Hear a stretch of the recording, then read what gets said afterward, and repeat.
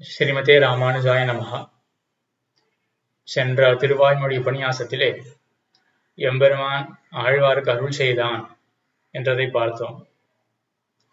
எப்படி பிருந்தாவனத்தை, நெருஞ்சிமுள் காட்டை கோக்களுடைய ரட்சணத்துக்காக புல்மயமாக எம்பெருமான் ஆக்கினானோ, அதே போல ஜகத்தானது திருந்துவதற்காக ஆழ்வாருக்கு எம்பெருமான் ஞானம் கொடுத்தான்.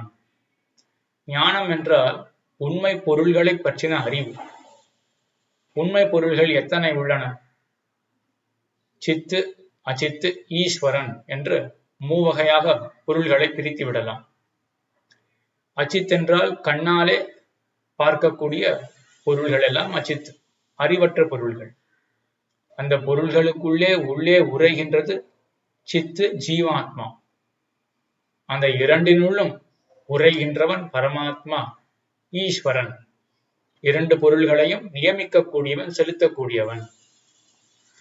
இந்த தத்துவத்திரயத்தை பற்றின ஞானம் அதுவும் பலருக்கு இருக்கும். ஆனா எம்பெருமான பத்தி அறிந்தும் கூட சில பேர் ஐஸ்வர்யார்த்தியாக இருப்பார்கள்.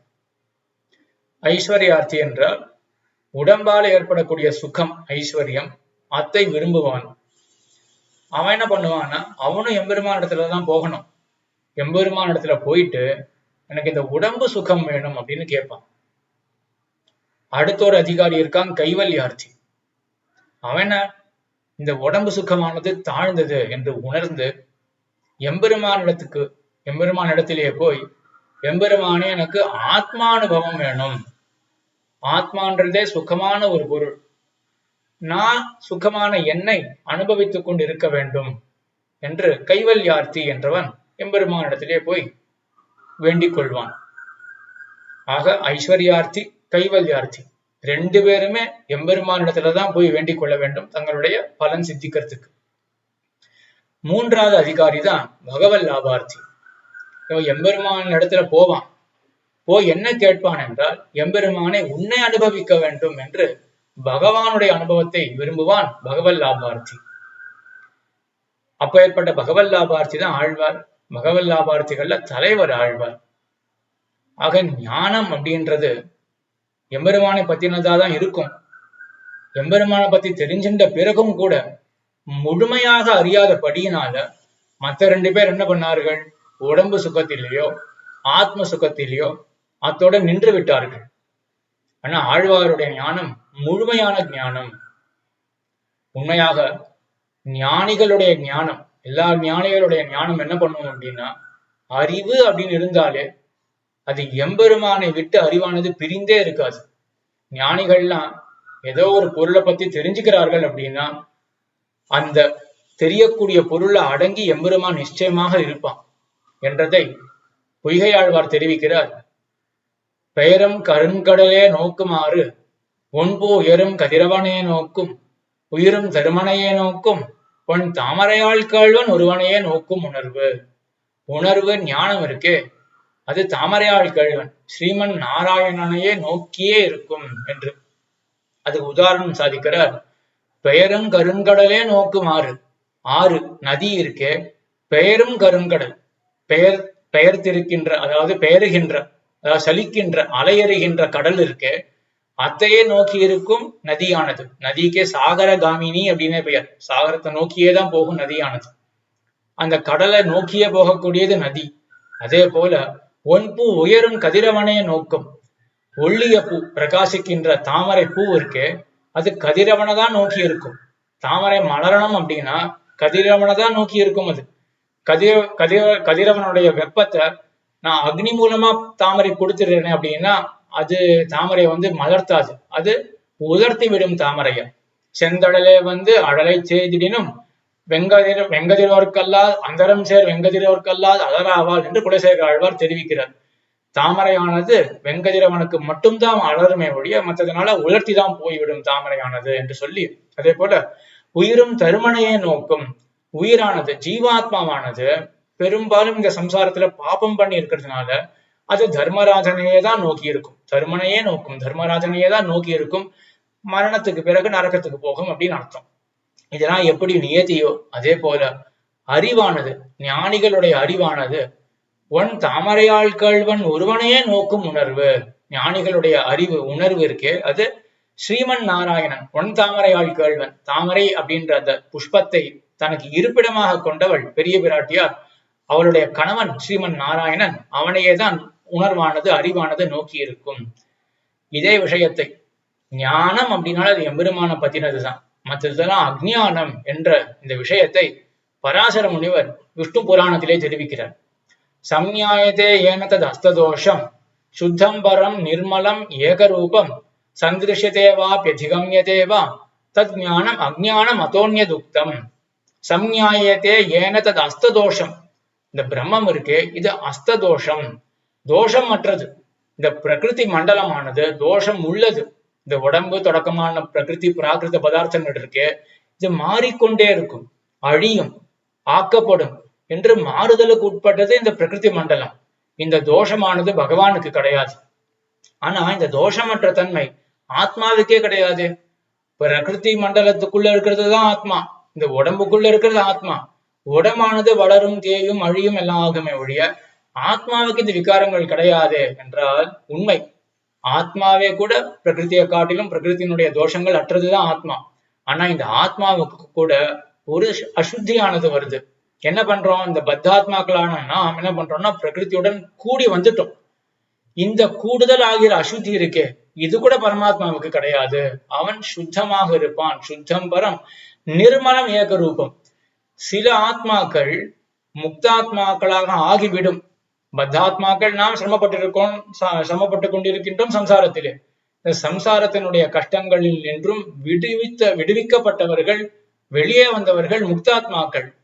ஆனால் அவர்களும் கூட ஒரு நாள் முன்பொரு காலத்திலே இந்த சம்சாரத்திலே சிரமப்பட்டு கொண்டிருந்தவர்கள் தானே. அந்த தோஷமும் எம்பெருமானுக்கு கிடையாது. சுத்தம் பரம் நிர்மலம், மலமற்றான் அந்த எம்பெருமான். அதே போல ஏக ரூபம். நித்தியசூரிகள் முக்தாத்மாக்கள் போல் கூட அல்லர்கள். அவர்கள்லாம் ஒரு நாளும் சம்சாரத்திலே கால் வைக்காதவர்கள். ஆனா அந்த நித்தியசூரிகளும் கூட எம்பெருமானுடைய ஆணைக்கு உட்பட்டுதான் நடப்பார்கள். பகவத் அதீனமாக தான் இருப்பார்கள். சம்சாரத்திலே எங்களுக்கு பங்கு கிடையாது என்ற காரணத்தை கொண்டு நாங்களே ஈஸ்வரர்கள், சுதந்திரர்கள் அப்படின்னு தலையை தூக்கவே முடியாது. தலையை தூக்குறது ஒருத்தன் மட்டும்தான், அந்த ஈஸ்வரன் மட்டும்தான். அதனால அவன் ஏக ரூபமா அத்விதீயமாக சமாபியதிக ரஹிதனாக ஒத்தார் மிக்காறு இளையாய மாமாயா என்று தன்னோடு ஒத்தவர்கள் மிக்கவர்கள் ஒருத்தரும் அல்லாதவனாக எம்பெருமான் இருக்கின்றான். அந்த எம்பெருமானை பற்றின ஞானம், அதே போல சந்திருஷ்யதேவா அதிகம்யதேவா, எம்பெருமான பத்தி அறியறது, அதுக்கப்புறம் இடைவீடின்றி எம்பெருமான பத்தி நினைக்கிறதுனால ஒரு வைஷத்தியம் ஏற்படும். கண்ணுக்கு நேர பெருமாள் இருக்கா மாதிரி ஒரு தோற்றம் வரும். அதுதான் சந்தர்சனம் என்று பெயர். அதே போல அதிகம்ய தேவா, அதிகமனம் என்றால் பிராப்தி, அனுபவம், எம்பெருமான கிட்டி அனுபவிக்கிறது. இது எல்லாமே பகவான பத்தி இருந்தா அது சரியானது. மற்ற விஷயத்தை பத்தின ஞானமோ அதை பத்தியே சிந்தனையோ அதனுடைய அனுபவமோ அதெல்லாம் தத் ஞானம். அஜ்ஞானம் அதோன்யதுக்தம். எம்பெருமானை பற்றினது மட்டும்தான் ஞானம், மற்றது எல்லாமே அஜ்ஞானம் என்று பராசர முனிவர் ஸ்ரீ விஷ்ணு புராணத்திலே தெரிவிக்கிறார். அதே ஸ்ரீ விஷ்ணு புராணத்துல பிரஹ்லாதனுடைய சரித்திரம் அதை கொண்டும் நம்ம ஆச்சாரியால் காட்டுறா. எம்பெருமானை பத்தினதுதான் ஞானம், மற்றதெல்லாம் ஞானமே கிடையாது என்று. இரண்யகசிபு பிரஹ்லாதனை குருகுலத்துல சேர்த்தான். குருகுலத்துல வாசிச்சுட்டு பிரஹ்லாதன் மறுபடியும் அகத்துக்கு வந்தான். வந்த பிரஹ்லாதனை வினவுகிறான் இரண்யகசிபு. ஏன்னா உனக்கு பாடத்துல பாடசாலையில எல்லாம் அழகா சொல்லி கொடுக்குறாளா, இந்த மித்திரர்கள் அப்படின்னு சில பேர் இருப்பா, அமித்திரர்கள் அப்படின்னு சில பேர் இருப்பா, உனக்கு நண்பர்கள், வேண்டாதவர்கள், வேண்டியவர்கள், வேண்டாதவர்கள் இருப்பா. வேண்டியவர்கள் எடுத்து எப்படி நடந்துக்கணும், வேண்டாதவர்கள்ல சாமம், தானம், அதே போல பேதம், தண்டம், பேதம் அப்படின்னு 4 உபாயங்கள் இருக்கு. எப்படியாவது அவர்களே நம்மளுடைய வசத்துக்கு கொண்டு வந்துடணும். இதெல்லாம் சொல்லி கொடுத்திருக்காரு உன்னுடைய குரு அப்படின்லாம் கேட்க பிரகலாதன் சொல்றான், சொல்லி கொடுத்திருக்கார். ஆனா அவர் சொன்னதுல எனக்கு கொஞ்சம் மனசு அதை கேட்கல. அவர் சொல்ற விஷயங்கள்லாம் எனக்கு இதெல்லாம் சொன்னார், இங்க கேட்கறது எல்லாமே அவர் சொன்னார். ஆனா எனக்கு ஏதோ அது மனசு சரிப்படல அப்படின்னு சொல்லி, நீங்க என்ன சொன்னீங்கன்னா சில பேர் வேண்டியவர்கள், சில பேர் வேண்டாதவர்கள், மித்திரர்கள், அமித்திரர்கள், அவர்களை வருஷத்துக்கு கொண்டு வரணும், இதெல்லாம் சொன்னீங்களே. சர்வபூதாத்மகே தாத்த ஜெகநாதே ஜெகன்மயே பரமாத்மனி கோவிந்தே மித்ராமித்திர கதா குதகா. இந்த மித்ராமித்திர கதை தான் புரியவே மாட்டேங்கிறது. ஒருத்தனை பார்த்து மித்திரன் சொல்றீங்கோ, மத்தவனை பார்த்து சத்ரு, இவன் வேண்டாதவன் அப்படின்லாம் சொல்றீங்கோ. எல்லாருக்குள்ளயும் பரமாத்மா கோவிந்தன் தானே இருக்கான். எனக்கு எல்லாரையும் ஒரே மாதிரிதான் பார்க்க தோன்றது. இந்த வேறுபாடு எனக்கு தோணலையே. இந்த வேறுபாடு தோணாம போனா இந்த சாமம், தானம், தண்டம், பேதம் அப்படின்னு 4 உபாயங்கள் சொன்னீங்க இல்லையா? எதுக்காக இந்த உபாயங்கள்லாம்? அவர்களெல்லாம் என்னுடைய வசத்துக்கு கொண்டு வரணும் அப்படின்னு. அவர்களெல்லாம் என்னுடைய வசத்துக்கு கொண்டு வரணும் அப்படின்றது எனக்கு ஒரு சாத்தியமாகவே தோணலையே. அப்ப நான் எதுக்கு இந்த 4 வழிகளை நான் பின்பற்ற போறேன்? வழிகள்லாம் எதுக்காக போனோம்? எனக்கு ஒரு வேண்டிய பொருள் அங்க இருக்கு, அதை கிடைக்கிறதுக்காக, அதை கிட்டணும் அப்படின்றதுக்காக வழியை தேர்ந்தெடுத்து அந்த வழியா போனோம். நீங்க சொல்ற மாதிரி இந்த வருஷத்துக்கு கொண்டு வரணும் அப்படின்றதுல எனக்கு வேண்டிய பொருளாகவே தோணலையே, எனக்கு இந்த உபாயம் அப்படின்றதுலே புரியலையே அப்படின்னு சொல்லிட்டு குழந்தை யோசிக்கிறான். நான் ரொம்ப நல்ல விஷயம் சொல்றேன், நல்ல விஷயம் கொஞ்சம் காதுல பட்டாலே அவன் இந்த சண்டைக்கு கோபம் வரும், அதனால கூடவே சேர்ந்து மா குருதா அப்படின்னு சொல்லிட்டு வரான். தந்தையே கோபப்படாத. ஆழ்வார் சொன்னார், எங்கமுடன் கண்ணன் என்ற மகனை காய்ந்து என்று திருவாய்மொழியில ஆழ்வார் தெரிவிச்சார். எங்கமுடன் கண்ணன் அப்படின்னு பிரகலாதன் சொன்னான். இது கண்ணன் எம்பெருமான் கீதையில சொன்ன விஷயம். அது அப்படியே பிரகலாதன் குழந்தை சொல்றது. மயா ததமிதம் பூதம் அவ்யக்த மூர்த்தினா, மயா ததமிதம் சர்வம் ஜெகத் அவ்யக்த மூர்த்தினா மத்ஸ்தானி சர்வபூதானி அச்சாகம் தேஷு அவஸ்திதா என்று கண்ணன் எம்பெருமான் கீதையில சொல்றான். இந்த லோகமானது என்னால் வியாபிக்கப்பட்டிருக்கின்றது, எல்லா இடத்திலையும் நான் உள்ளும் புறமும் வியாபித்திருக்கின்றேன் அப்படின்னு கீதையில என்ன சொன்னானோ எங்கமுடன் கண்ணன் அப்படின்னு பிரகலாதன் சொல்றான். கேட்டவன் என்ன பண்ணான்? மகனை காயறதுன்னா கோபப்படுறது. சொன்னது நல்ல விஷயம், தன்னுடைய மகன் சொல்லியிருக்கான் என்றது பாராமல் கோபப்படுறான் இல்லையா? தெரிஞ்சிருக்கு இவனுக்கு நல்ல விஷயம் அப்பாவுக்கு பிடிக்காது அப்படின்னு. அதனால என்ன பண்றான்னா, மா குருதா தந்தையே கோபப்படாத அப்படின்னு சொல்லிட்டு, சரி இப்ப ஏன் மேற்கொண்டு சொல்றான்? சொன்னால் விரோதம்னு தெரிஞ்சு போயிருது. ஏன் சொல்றான் அப்படின்னா, சொன்னால் விரோதம் இது ஆகிலம் சொல்லுவான் அப்படின்னு ஆழ்வார் போலதான் பிரகலாதன். அந்த கிருபை இருக்கிறதுனால எல்லாருக்கும் போய் விஷயம் சேரட்டமே அப்படின்ற கிருபையினால சொன்னால் விரோதம் இது ஆகிலம் சொல்லுவன்னு சொல்றான். ஆக என்ன அபிப்பிராயம் அந்த குழந்தைக்கு அப்படின்னா, நீ அந்த பாடசாலைக்கு போய் நல்ல ஞானத்தை சம்பாதிச்சியே அப்படின்னு கேக்குறியே, அதெல்லாம் ஒரு ஞானமாகவே எனக்கு தோணலையே. ஏதோ மித்திரன் அமித்திரன் அவனை வசத்துக்கு கொண்டு வருது, இதெல்லாம் ஒரு ஞானமா அப்படின்னு ஒரு எண்ணம் இந்த குழந்தைக்கு இருக்கு. அதை மேலும் விவரிக்கிறான். வித்யா புத்திர் அவித்யாயாம் அஜ்ஞானா தாத ஜாயத்தே பாலோக்னிம் கிம்ன கத்யோதம் அசுரேஸ்வர மன்னியத்தே. வித்யா புத்தி அவித்யாயாம், உண்மையாவே ஒண்ணு அவித்யை, சரியான ஞானமே கிடையாது. ஆனா அந்த ஞானம் அல்லாத ஒரு விஷயத்திலே நான் சரியா புரிஞ்சுட்டேன், எனக்கு எல்லாம் தெரிஞ்சு போயிருச்சு, இதுதான் கரெக்ட் அப்படின்னு ஒரு எண்ணம் ஏன் தான் வராது? அதுவே ஒரு அஜ்ஞானம் தான். அஜ்ஞானத்தினாலதான் நமக்கு இந்த எண்ணமே வருது அப்படின்னு சொல்லிட்டு அதுக்கு ஒரு உதாரணமும் கொடுக்குறான். பாலோக்னியம் கிம்ன கத்யோதம் அசுரேஸ்வர மன்னியதே. அசுர கூட்டத்துக்கு தலைவனே ஒரு சின்ன குழந்தை இருக்கு, அது அக்னிம் கத்யோத்தம் அக்னிம் கிம்ன மன்னியதே. கத்யோதகா அப்படின்னா விட்டில் பூச்சி, ஃபயர் ஃபிளை அப்படின்னு சொல்றோம் இல்லையா? விட்டில் பூச்சி மினுமினுக்கும். அந்த மினுக்கிற விட்டில் பூச்சியை பார்த்து ஒரு குழந்தை என்ன பண்றதுன்னா, நெருப்பு இருக்கே அப்படின்றது. நெருப்பாது. அப்போ நெருப்பல்லாத ஒரு பொருளிலே வெறும் மினுக்கிறது அப்படின்றத வச்சுண்டு விட்டில் பூச்சியை நெருப்புன்னு நினைக்கிறது இல்லையா குழந்தை? அதே போலதான் நீயும் குழந்தைதான், பெருசா இருக்கிய நீ தந்தை அப்படின்னு ஒரு பெரிய உருவத்தை கொண்டு இருக்க, ஆனா உனக்கு வெறும் அஜ்ஞானம் தான். நீ என்ன பண்ற அப்படின்னா, ஞானமே அல்லாதது ஒண்ணு, அடுத்தவன் எப்படி வசத்துல கொண்டு வரணும், இவன் அமித்திரன், இப்படிலாம் ஞானமே அல்லாத விஷயம். அதுதான் ஏதோ பெருசா தெரிஞ்சுட்ட பெரிய சாமர்த்தியம். லோகத்துல இந்த உலகத்தையே சொல்லுவா இல்லையா, அடுத்தவனை ஏமாத்தியாச்சுன்னா பெரிய சாமர்த்தியம் அப்படின்னு. இதுதான் அது. அஜ்ஞானத்தை ஒரு ஞானமா நினைக்கிறது. எப்படி ஒரு குழந்தையானது விட்டில் பூச்சியை நெருப்புன்னு நினைக்குமோ, அதே போல அஜ்ஞானத்தையே ஞானம் அப்படின்னு நினைக்கிறதே, இதுதான் நடந்திருக்கு அப்படின்னு சொல்ல உடனே நான் மனசுல வச்சுட்டான். சரி, அப்போ உனக்கு என்னதான் நீ ஞானம் அப்படின்னு சொல்றீங்க, என்னதான் ஞானம் அப்படின்னா அதுக்கு பதில் சொல்றான் அந்த குழந்தை பிரகலாதன். தற்கர்ம என்ன பந்தாய சா வித்யாயா விமுக்தையே ஆயாசாய அபரம் கர்ம வித்யான்யா ஷில்ப நைபுணம் என்று. தற்கர்ம என்ன பந்தாய, அதுதான் சரியான செயல். எது பந்தத்துக்கு உறுப்பாக ஆகாதோ அது மட்டும்தான் சரியான செயல். மற்ற செயல் எல்லாமே பந்தத்துக்கு உறுப்பாச்சுன்னா சரியான செயலே கிடையாது. நம்ம பெருசா ஒரு உழைச்சிட்டு நிறைய சம்பாதிக்கணும் அப்படின்னா அந்த செயல் மேலும் மேலும் என்ன பண்றது அப்படின்னா நமக்கு பந்தத்தை தான் விளைவிக்கிறது. நம்ம கண்ணுக்கு தெரியல அந்த பந்தம் தான் ஏற்படுறது அப்படின்றது உணர முடியல நம்மளால. ஒரு பெருசா ஒரு காரியம் சாதிச்சிட்டோம் அப்படின்னு நினைக்கிறோம். ஆனா இந்த பிரகலாதன் குழந்தை ஒத்துக்கவே இல்லை. தற்கர்ம என்ன பந்தாய, பந்தத்துக்கு உறுப்பாகாத மோட்சத்துக்கு உறுப்பான செயல் மட்டும்தான் சரியான செயல். ஞானமும் அப்படியேதான். சா வித்யா யா விமுக்தையே, விமுக்திக்கு உறுப்பாக இருக்கக்கூடிய வித்தியை தான் சரியான வித்தியை. எனக்கு பெரிய கம்ப்யூட்டர் ப்ரோக்ராமிங் எல்லாம் தெரியும், நான் நியூரோ சர்ஜன், ஹார்ட் டிரான்ஸ்பிளான்டேஷன் பண்ணுவேன், ஒரு 10 பில்லியன் கம்பெனி டர்ன் ஓவர் இருக்கிற கம்பெனிக்கு நான் அக்கௌண்ட்ஸ் எல்லாம் பார்ப்பேன், பெரிய லாயர்னா, எதுவுமே ஞானமே கிடையாது. சா வித்யா யா விமுக்தையே, முக்திக்கு உறுப்பான ஞானம் தான் ஞானம். ஆயாசாய அபரம் கர்ம, மற்ற கர்மம் எல்லாம் வெறும் ஆயாசம், பிசிக்கல் ஸ்ட்ரெஸ் தான், சிரமம் தான். அதே போல வித்யான்யா ஷில்ப நைபுணம், மற்ற வித்தியைகள்லாம் இருக்கு இல்லையா, நியூரோ சர்ஜன் அப்படின்னு அந்த சர்ஜரி பண்ற ஒரு வித்தியை அப்படின்னா அது என்ன சொல்றாங்க பிரசாதன், வித்யான்யா ஷில்ப நைபுணம். அது ஷில்பம் அப்படின்றது கையால செய்யக்கூடிய அந்த தொழிலுக்கு தான் ஷில்பம் அப்படின்ற பெயர். சிற்பிகள் அப்படின்னு சொல்றோமே, சிலை அமைக்கர் அப்படின்ற தொழிலாம் இருக்கு இல்லையா, இப்ப கூட லோகத்துல பாக்கலாம், சிலை அமைக்கிற தொழில் ஒரு பெரிய கடினமான தொழில். ஆனா அதுக்கு ஒன்னும் பெரிய ஒரு மதிப்பு அப்படின்லாம் ஒண்ணும் இருக்காது. ஆனா அதுவே பரம்பரையா ஒரு பெரிய கடினமான தொழில் தான் அது.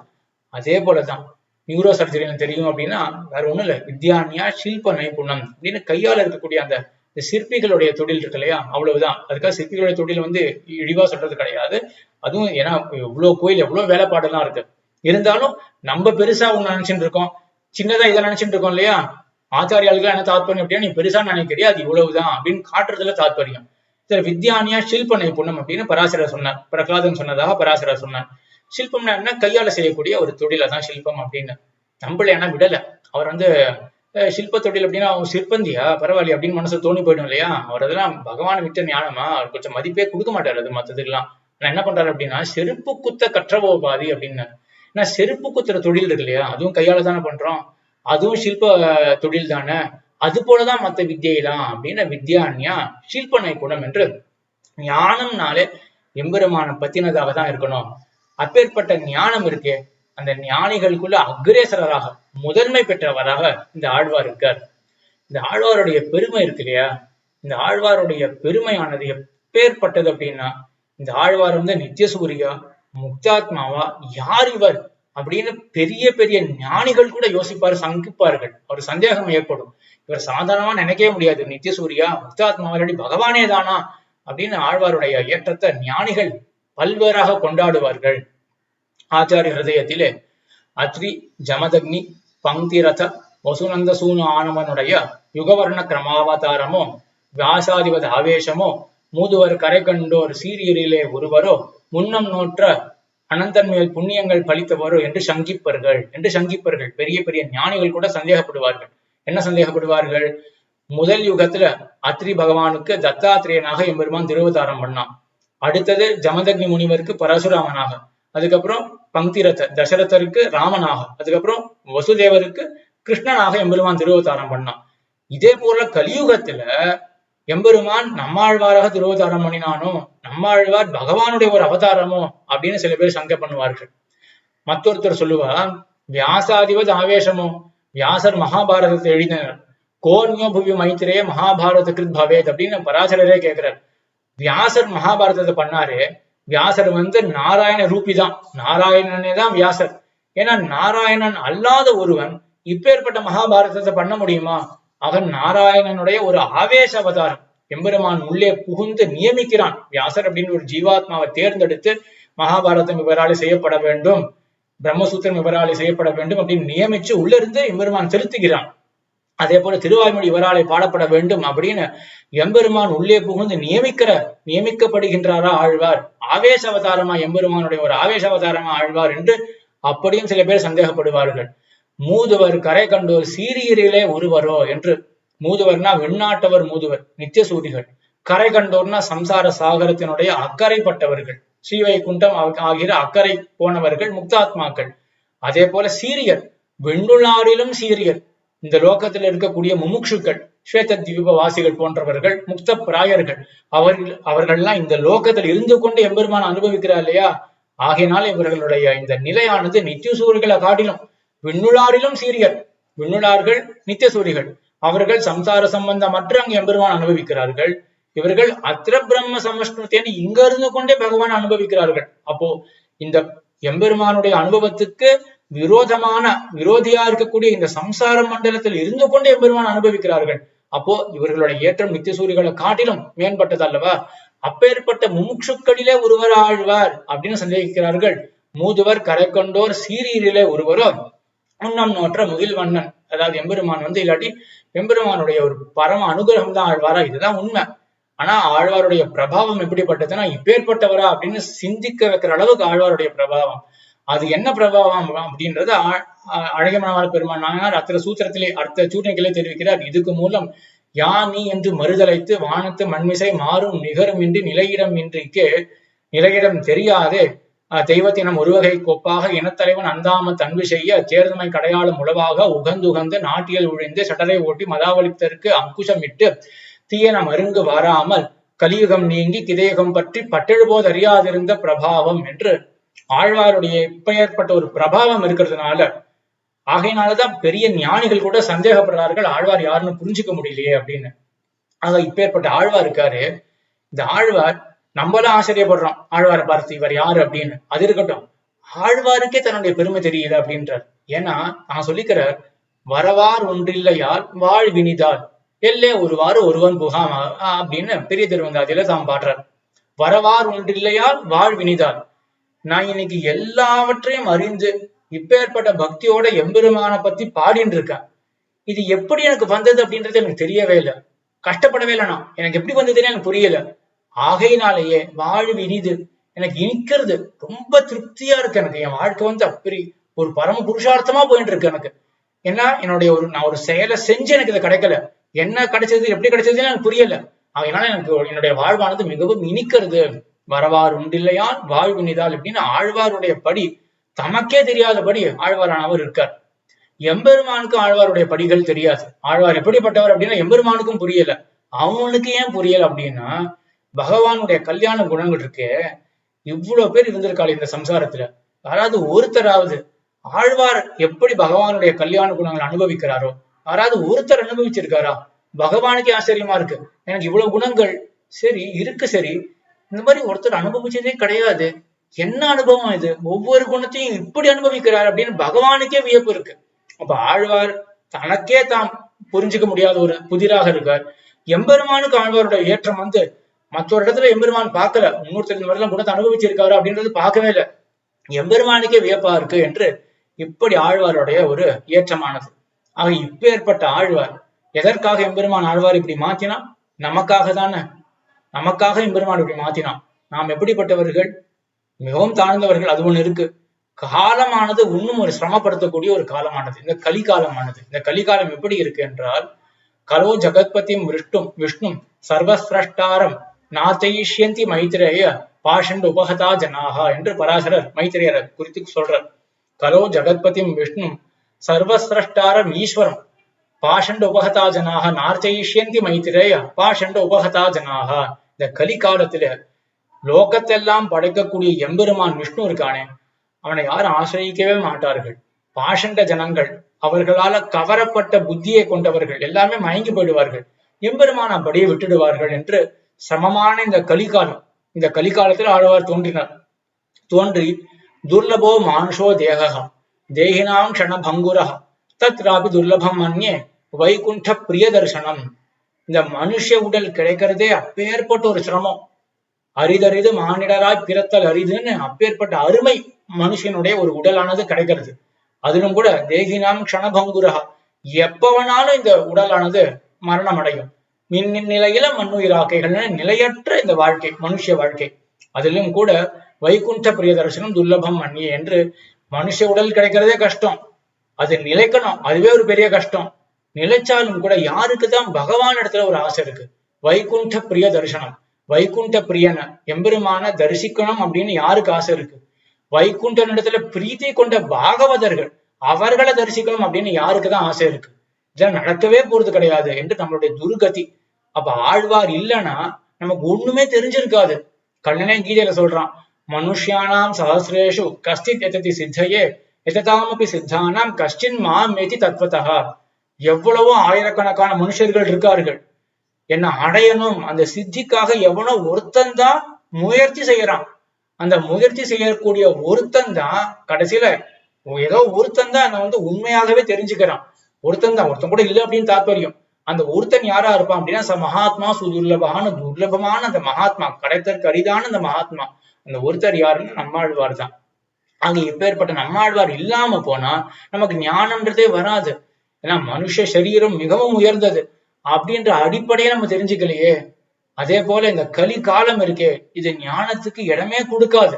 இப்பேற்பட்ட காலத்துல இப்பேற்பட்ட சம்சாரிகளான நமக்கு ஆழ்வாரை ஒழிய ஞானத்துக்கு வாய்ப்பே கிடையாது அப்படின்றத ஆச்சாரிய ஹிருதயத்திலே நாயனார் தெரிவிக்கிறார்.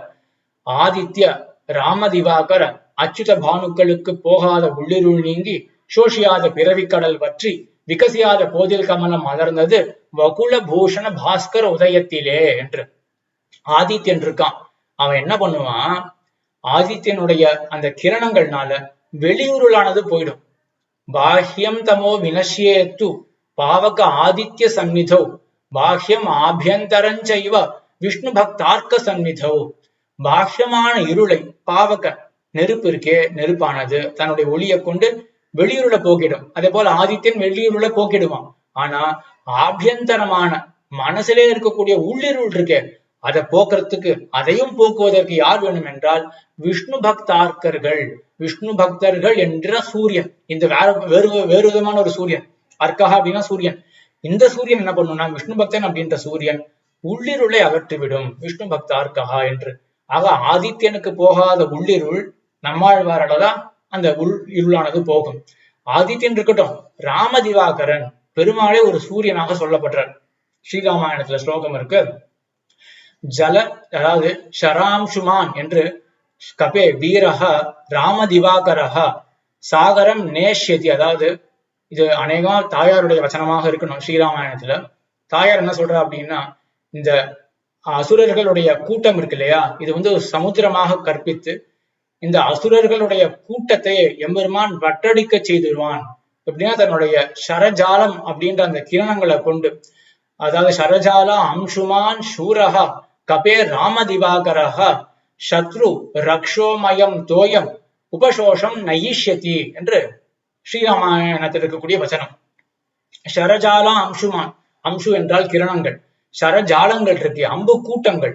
ஷரஜால அம்சுமான் சூரஹா ராமதிவாகரஹா, ராமன் அப்படின்ற திவாகரன் சூரியன் இருக்கானே அவனுக்கு கிரணங்கள் எது அப்படின்னா அம்பு கூட்டம் தான் கிரணங்கள். அந்த கிரணங்களை கொண்டு என்ன பண்ணுவான் அப்படின்னா சத்ரு ரக்ஷோமயம் தோயம் உபசோஷம் நயிஷ்யதி. சத்ரு ராட்சசர்கள் இவர்களுடைய அந்த கூட்டம் இருக்கே, அதுதான் ஒரு தோயம், ஜலம், சமுத்திரம் இருக்கே, அந்த சமுத்திரத்தை வற்றடிக்க செய்திடுவான் ராமதிவாகரன். செய்யட்டும், நமக்கு என்ன, அசுரர்கள் செத்து போயிடுவார்கள், அவனுடைய சத்ருக்கள்லாம் செத்து போயிடுவார்கள், நமக்கு என்ன வந்தது, நம்மளுடைய பிறவிக்கடல் என்ன ஆறுது. அப்போ ராமதிவாகரன் வந்து அசுரர்களுடைய கூட்டத்தை வற்றடிக்க செய்திடுவான். நம்மளுடைய பிறவிக்கடல் வற்றணும்னா அதுக்கு நம்மாழ்வார் தான் வேணும். பிறவிக்கடல் சோஷியாத உள்ளிருள் நீங்கி, அதாவது போகாத உள்ளிருள் நீங்கி சோஷியாத பிறவிக்கடல். அப்ப ராமதிவாகரனுக்கு வற்றாத பிறவிக்கடலானது நம்மாழ்வாரால தான் வற்றப்பட முடியும். அவர் வற்றடிக்கிறதுக்கு நம்மாழ்வார் வேண்டி இருக்கு. அதே போல் அடுத்தது கண்ணன், போகாத உள்ளிருள் நீங்கி சோஷியாத பிறவிக்கடல் வற்றி விகசியாத போதில் கமலம் மலர்ந்தது வகுலபூஷண பாஸ்கர உதயத்திலே. கண்ணன் வந்து அச்சுத பானு என்று சொல்லப்படுகின்றான். அச்சுதன் கண்ணன், அவனே ஒரு பானு. பானு என்றால் சூரியன். தேவகி பூர்வ சந்தியாயாம் ஆவிர் பூதம் மகாத்மனா ததோகில ஜகத் பத்ம போதாய அச்சுத பானுனா தேவகி பூர்வ சந்தியாயாம் ஆவிர் பூதம் மகாத்மனா சம்ஸ்தூயமானா சா தேவைஹி தேவம் அதாரயத் கர்ப்பேண புண்டரீகாட்சம் ஜெகதஸ்திராண காரணம் என்று தேவர்கள்லாம் தேவகி பிராட்டியார ஸ்தோத்திரம் பண்றார்கள். கண்ணன் பெருமான் கர்ப்பத்துல இருக்கான். அப்ப தேவர்கள்லாம் வந்து ஸ்தோத்திரம் பண்றார்கள். ஜெகதா திராண காரணம், இந்த ஜகத்தினுடைய ரட்சணத்துக்காக எம்பெருமான் திருவதாரம் பண்ண போறான். அந்த எம்பெருமான ஸ்தோத்திரம் பண்ணிட்டு தேவர்கள்லாம் போயிட்டார்கள். அதற்கு பிறகு எம்பெருமான் என்ன பண்றான் அப்படின்னா அது கர்ப்பத்தை ஸ்தோத்திரம் பண்றார்கள். அந்த கர்ப்பத்தை ஸ்தோத்திரம் பண்ணி அதுக்கப்புறம் எம்பெருமான் அந்த கர்ப்பத்துல உதிக்கிறான். எப்படி உதிக்கிறான் என்றால் தேவகி பூர்வ சந்தியாயாம். பூர்வ சந்தியானா இந்த பிம்மால இருக்கு இல்லையா, விடியற் காலை பொழுது, அந்த பொழுதுல எப்படி சூரியனானது உதிக்குமோ அதே போல தேவகி பூர்வ சந்தியாயாம், தேவகி அந்த கர்ப்பமாகிற அந்த விடியற் காலை, அந்த கர்ப்பத்தை விடியற் காலையாக ஒரு கற்பனை செய்து அதிலே அச்சுத பானுனா தத்தோக்கில ஜெகத் பத்ம போதாய் அச்சுத பானுனா, அச்சுதன் அப்படின்ற இந்த சூரியன் இருக்கானே, கண்ணன் என்ற சூரியன், அவன் தேவகி என்ற அந்த விடியற் பகல் அந்த கர்ப்பம் அப்படின்ற அந்த இடத்திலே சூரியனை போல உதித்தான். எதற்காக உதித்தான்? தாமரை எதற்காக உதிக்கும்? பத்மம் அலர வேண்டும், விகசிக்க வேண்டும் என்பதற்காக உதிக்கும் அல்லவா தாமரை. தத்தோ அகில ஜகத் பத்ம போதாய, இந்த உலகம் ஆகிற தாமரை மலர வேண்டும், எல்லோருக்கும் சந்தோஷம் ஏற்பட வேண்டும் என்பதற்காக அச்சுத பானு என்ற இந்த சூரியனானவன் உதித்தான் என்று. சரி, அவன் உதிக்கட்டும், எல்லாருக்கும் சந்தோஷம் எல்லாம் வந்தது. ஓடுவார் விழுவார் உகந்தாளிப்பார் நாடுவார் நம்பிரான் எங்குட்டான் என்பார் என்று இந்த லோகம் முழுக்க ஒரு உற்சாகமா இருந்தது. உற்சவம் கொண்டாடித்து. எப்போ கண்ணன் எம்பெருமான் திருவதாரம் பண்ண அப்புறம் சரி, நமக்கு என்ன, எம்பெருமானே 125 வருஷங்கள் இருந்துட்டு அவன் மறுபடியும் திருநாட்டுக்கு எழுந்தருளி விட்டானே, நம்ம சம்சாரத்துல தானே இருக்கோம். நம்மளுடைய மனசுல இருக்கக்கூடிய அந்த பகவத் பக்தின்றது எப்படி விகசிக்கும்? ஆக அங்க எம்பெருமானுக்கு அலராத அந்த போதில் கமல நெஞ்சம் இருக்கு இல்லையா, அந்த நெஞ்சம் விகசிக்கிறது ஆழ்வாராலதான் என்று அங்க சம்சாரிகளான நமக்கு ஆழ்வாரை விட்டா வேற வழியே கிடையாது என்று ஆழ்வாருடைய பிரபாவமானது இப்படியாக காட்டப்பட்டது. ஆக இவ்வாறாக இந்த உபன்யாசத்திலே இந்த தத்துவத்திரயத்தை அறிந்தவர்கள்ல தலை சிறந்தவர் ஆழ்வார். ஐஸ்வர்யார்த்தி கைவல்யார்த்தி அப்படின்ற 2 அதிகாரிகளை காட்டிலும் பகவல் லாபார்த்தி மிகவும் சிறந்தவன். ஞானம் என்றதே எம்பெருமான பத்திதான் இருக்கும். எம்பெருமானை ஒழிந்த மற்றதெல்லாம் அஜ்ஞானம் என்றும், இப்பேற்பட்ட ஞானிகள்ல தலைவரான ஆழ்வார் அவருடைய பிரபாவம் எத்தகையது என்றால், இவர் நித்தியசூரியா முக்தாத்மாவா பகவானேவா என்னன்னே புரிஞ்சுக்க முடியலன்னு பெருத்த ஞானிகள் கூட சந்தேகப்படும்படியாக ஆழ்வாருக்கு இருக்கக்கூடிய பிரபாவம். இந்த ஆழ்வாரானவர் கலிகாலத்திலே, அஜ்ஞானத்துக்கு இடமான இந்த கலிகாலத்திலே மிகவும் சம்சாரத்திலே தவித்துக் கொண்டிருக்கின்ற நமக்காக ஆழ்வார் இந்த தன்னுடைய ஞானத்தை பகிர்ந்து கொண்டார் அப்படின்றதையும், ஆழ்வாரை விட்டா நமக்கு வேற கதியே கிடையாது, ஞானம் பெறறதுக்கு வேற வாய்ப்பே கிடையாது. ஆச்சாரியர்கள்லாம் இருக்காளேன்னு கேட்க வேண்டாம், அவளே ஆழ்வாருடைய பரிகரம் தான். ஆழ்வார்னாலே எல்லாரும் சேர்த்து கொண்டிதான். நமக்கு ஆழ்வாரை விட்டா வேற கதியே கிடையாது ஞானத்துக்கு என்பதையும் அனுபவித்தோம். இதோட ஒரு 4 உபன்யாசங்கள் முடிஞ்சாச்சு திருவாய்மொழி பொறுத்தவரையிலும். ஸ்ரீபாஷ்யத்துக்கு ஏற்கனவே 3 ஆயிரத்து. அந்த 3 ஆன உபன்யாசங்கள்ல இன்னைக்கு ஒரு உரையாடல், ஒரு டிஸ்கஷன் நடக்க போகுது. இதே போல திருவாய்மொழி இந்த 4ஓட நிக்கட்டும். இந்த 4ல திருவாய்மொழியில நம்ம பயிற்சி பண்ணி ஒரு டிஸ்கஷன் வச்சுக்கலாம். ஸ்ரீபாஷ்யம் பொறுத்த வரைக்கும் என்னன்னா, இந்த கண்டென்ட்ஸ் ஒரு மாதிரி தெளிவா இருக்கு, என்ன நம்ம படிக்கணும் அப்படின்றது மாதிரி தெளிவா இருக்கு. திருவாய்மொழி பொறுத்த வரைக்கும் அங்கங்க நிறைய பிரமாணங்கள்லாம் நான் சொல்லிட்டு வரேன். இந்த பிரமாணங்கள்லாம் நெட்ருலாம் பண்ணணும்னு அவசியம் கிடையாது, நெட்ரும் பண்ண முடியாது. நானே கொஞ்சம் கஷ்டப்பட்டு நெட்ரு பண்ணி தான் சொல்றேன். எப்படி அதனால அங்கங்க மறந்து வேற போயிடுறது, அடுத்த பிரமாணம் என்ன அப்படின்றதுலாம் மறந்து போயிடுறது. ஸோ இந்த பிரமாணங்கள் எதுவும் நெட்ருலாம் பண்ண வேண்டாம், விஷயங்களை மட்டும் கான்சென்ட்ரேட் பண்ணணும். இந்த வீடியோ டிஸ்கிரிப்ஷன்லயே என்ன பண்றேன் அப்படின்னா, வீடியோ டிஸ்கிரிப்ஷன்லயே ஒரு ஹிண்ட் மாதிரி கொடுத்துடுறேன், இதுதான் விஷயங்கள் இருக்கு அப்படின்னு. அந்த ஹிண்ட்ஸ்ல வெறும் பூர்வாச்சாரியர்களுடைய திருவுள்ள கருத்து மட்டுமே இருக்கும். ஏன்னா அங்கங்க என்ன பண்ண வேண்டியிருக்கும் அப்படின்னா, ஒரு கனெக்டிங் பாயிண்ட்ஸா நானா கொஞ்சம் சிலதெல்லாம் கொஞ்சம் கனெக்ட் பண்ண வேண்டியதாக இருக்கும். அதெல்லாம் அப்படியே விட்டுட்டு, ஏன்னா அதுல நம்ம டைம் ஸ்பெண்ட் பண்ண வேண்டாம். வெறும் பூர்வாச்சாரியருடைய அந்த ஒரு ஹிண்ட்ஸை மட்டும் வச்சுட்டு, ஒவ்வொரு வீடியோக்கும் ஒரு 5-6 ஹிண்ட்ஸ் வருதுன்னு வச்சுக்கோமே, அந்த மாதிரி பாயிண்ட்ஸ் டு ரிமெம்பர் மாதிரி இருந்ததுன்னா, அதையே நம்ம அந்த பாயிண்ட்ஸ் ஆனது இந்த உபன்யாசத்தை எப்படி சொல்லப்பட்டது அப்படின்ற அதை வச்சுட்டு நம்ம மனசுல கொஞ்சம் உரு போட்டோம்னா, ஆவர்த்தி பண்ணோம் அப்படின்னா, பூர்வாச்சாரியால் சொன்ன விஷயங்கள் எல்லாம் மனசுல நின்றுடும். இதுல இந்த பிரமாண வச்சனங்கள்ன்றது கிட்டவே போக வேண்டாம். அது எதுக்காக சொல்றேன் அப்படின்னா, நான் தான் தோன்றியா ஒன்னும் சொல்லல, ஆழ்வாராச்சாரியர்கள் சொன்னதை தான் நான் சொல்றேன் அப்படின்னு கொஞ்சம் ஒரு விசுவாசம் ஏற்படுத்துறதுக்காக இந்த ஸ்லோகங்கள்லாம் நெற்று பண்ணிட்டு சொல்றேன் ஒழிய இதை நெற்று பண்ணணும் அப்படின்னு அவசியம் கிடையாது. அதே போல ஆச்சாரிய ஹிருதயம் சில சூத்திரங்கள்லாம் நான் நெற்று பண்ணி வச்சிருக்கேன், பகவத்கீதையும் எல்லாமே கொஞ்சம் மனப்பாடம் பண்ணி வச்சிருக்கேன், அதனால சொல்றேனே ஒழிய அதுவும் எதுக்காக அப்படின்னா கொஞ்சம் ஒரு இன்ஸ்பிரேஷன் இருக்கலாம். சரி, இந்த மாதிரி இப்போ நம்மளும் ஆச்சாரியர்களுடைய அந்த ஆச்சாரிய ஹிருதயம், பகவத்கீதை, எம்பெருமானுடைய பகவத்கீதை இதெல்லாம் நம்மளும் நெற்று பண்ணி வச்சுக்கலாமே அப்படின்னு ஒரு இன்ஸ்பிரேஷன் வரலாம். அது வந்ததுன்னா என்ன ஆகும் அப்படின்னா, அந்த கிரந்தங்கள்லாம் வீணாம போகாமல் இருக்கும். பகவத்கீதை யாருமே படிக்கலன்னா அப்படியே வீணா தானே போயிடும், அது யாருமே மனப்பாடமே பண்ணல அப்படின்னா. இப்ப திருவாய்மொழியை கூட இப்ப எல்லாம் கோயில புஸ்தகத்தை வச்சு அதுவே ஒரு இதுவாயிடும், ரூல் ஆயிடும். சரி, புஸ்தகத்தை வச்சே சேவிக்கலாமே அப்படின்ற மாதிரி ரூல் ஆயிடும். அந்த மாதிரி ஆச்சாரியர் அதெல்லாம் பழக்கத்திலே இல்லாத கிரந்தமா போயிடும்.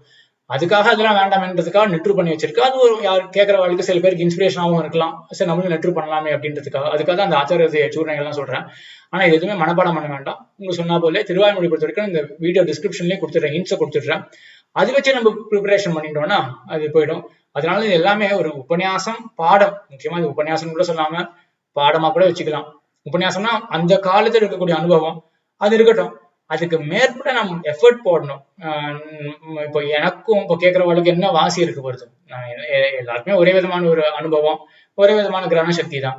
இப்ப என்ன ஒரு வாசி அப்படின்னா கொஞ்சம் எஃபர்ட் போட்டிருக்கா, அதனால கொஞ்சம் சொல்ல முடியாது. அவ்வளவுதான் ஒரு வாசியை ஒழிய இப்போ எஃபர்ட் தான் வந்து டிஃபரன்ஷியேட்டிங் ஃபேக்டரா இருக்கு. ஸோ அந்த எஃபர்ட் எல்லாருமே போட வைக்கலாம் அப்படின்றதுக்காக இந்த ஒரு பாடமாகவும் இது ஃபுல்லுமே இந்த கோர்ஸ் டிசைன் பண்ணப்படுறது. அதனால அதுதான் சொல்ல வேண்டியிருந்தது. வீடியோ டிஸ்கிரிப்ஷனை பார்த்து நம்ம ப்ரிப்பேர் பண்ணிக்கலாம் அப்படின்னு. ஆக இதோட 4 செட்டு முடிச்சிருது. திருவாய்மொழியத்தோட முடிஞ்சிடும். அதாவது இந்த ஃபர்ஸ்ட் செட்டு முடிஞ்சிடும். இதுல ஒரு டிஸ்கஷன் அடுத்தது நடக்கும். ஸ்ரீபாஷ்யம் இன்னைக்கு நடக்க போகிறது டிஸ்கஷன்.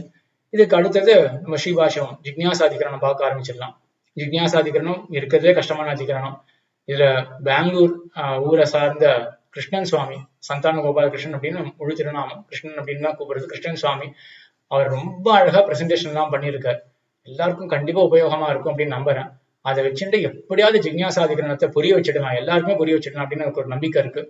அதனால இந்த திருவாய்மொழியத்தோட இந்த ஸ்டேஜ் முடிச்சப்பறம் நம்ம நாளைக்கோ இல்லாட்டி ஒரு 2-3 நாள் கழிச்சோம் நம்ம என்ன பண்ணலாம்னா ஜிக்ஞாசாதிகரணம் ஸ்ரீபாஷ்யம் மறுபடியும் ஸ்ரீபாஷ்யத்தை பார்க்க ஆரம்பிச்சிடலாம் என்று விண்ணப்பித்துக் கொண்டு அமைகிறேன். ஆழ்வார் திருவடிகளே சரணம், எம்பெருமானார் திருவடிகளே சரணம், ஜீயர் திருவடிகளே சரணம்.